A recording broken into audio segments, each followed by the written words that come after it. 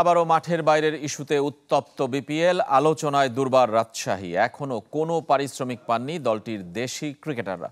বুধবার বাতিল হয়েছে অনুশীলন। পারিশ্রমিক না পাওয়ায় ক্রিকেটাররা তা বর্জন করেছেন বলে গুঞ্জন উঠলেও টিম ম্যানেজমেন্টের পক্ষ থেকে অস্বীকার করা হয়েছে।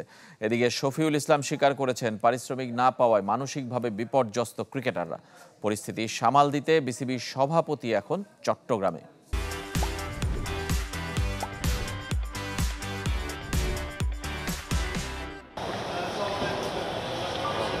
ঢাকা থেকে চট্টগ্রামে নেমে টিম হোটেলে ফারুক আহমেদ।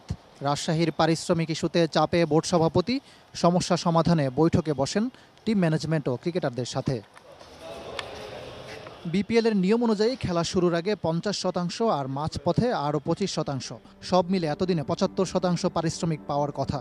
কিন্তু এখনও কোনো পারিশ্রমিক পাননি দলটির দেশি খেলোয়াড়রা, 25% পেয়েছেন বিদেশিরা। বেশ কদিন ধরে ক্রিকেটারদের মধ্যে এ নিয়ে চলছে ক্ষোভের আগুন, যা কিছুটা প্রকাশ্যে আসে বুধবার সকালের অনুশীলন বাতিলের পর। শুধু তাই নয়, বৃহস্পতিবারের মধ্যে পাওনা বুঝে না পেলে ম্যাচ বয়কটের সিদ্ধান্তও নেন ক্রিকেটাররা। হ্যাঁ, গোপন কিছু নাই, কালকে দিতে চাইছে। সবাই মেন্টালি একটু ডিস্টার্ব আর ফিজিক্যালিও টায়ার্ড, এই জন্য রেস্ট নিচ্ছে। দিনভর নাটকের পর মুখ খোলেন দুর্বার রাজশাহীর অপারেশনস ইনচার্জ। স্বীকার করেন দেশি ক্রিকেটারদের পারিশ্রমিক না পাওয়ার কথা।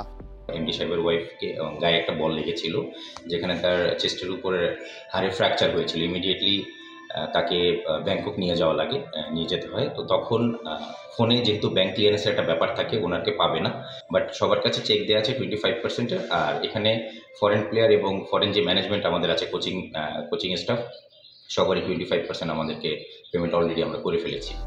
এর মধ্যে আরও এক অভিযোগ রাজশাহীর বিরুদ্ধে। শুরুতে দলটির মালিকানায় থাকলেও পরবর্তীতে টাকা নিয়ে সরিয়ে দেওয়ার অভিযোগ করেছেন এক ব্যবসায়ী। আমি টিমের সাথে সম্পৃক্ত ছিলাম ভাইয়া, কিন্তু লাস্টে আমাদেরকেও বাদ দিয়ে দেওয়া হয়। ঠিক আছে, আমরা ইনভেস্টমেন্টের টাকাটা এখন পর্যন্ত তুলতে পারে নাই। আমাদের ইনভেস্টমেন্ট যেটা আছে, প্রাথমিক যে এন্ট্রি ফিটা, ওটা আমরাই দিয়েছিলাম। 1.5 কোটি টাকা ভাই। বিপিএলে এমন অনিয়ম বিশৃঙ্খলায় কি পদক্ষেপ নেবে বিসিবি? ইকরাম হোসাইন, চ্যানেল 24, চট্টগ্রাম।